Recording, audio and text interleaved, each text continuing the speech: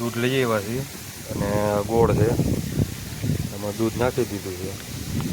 આ ગોળ નાખીએ આપણે 100 ગ્રામ જેટલો અને 1.5 ગ્લાસ દૂધ નાખવાનું. આને મિક્સ કરીને આપણે દૂધને ગોળનો છંટકાવ કરવાનો છે તલમાં. ફૂલ આવી ગયા છે અને 1.5 મહિનાના થઈ ગયા છે તલ. આ પોપ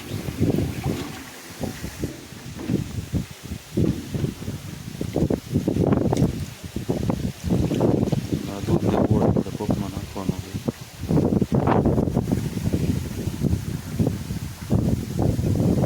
એટલા ઉતારે આખો ઉતરે લઈ જજો.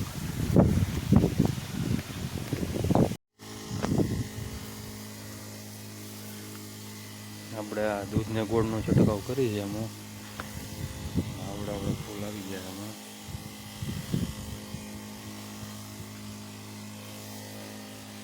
ફૂલનો ગ્રોથ વધે એમાં, ફૂલ ખરે નહીં એમાં.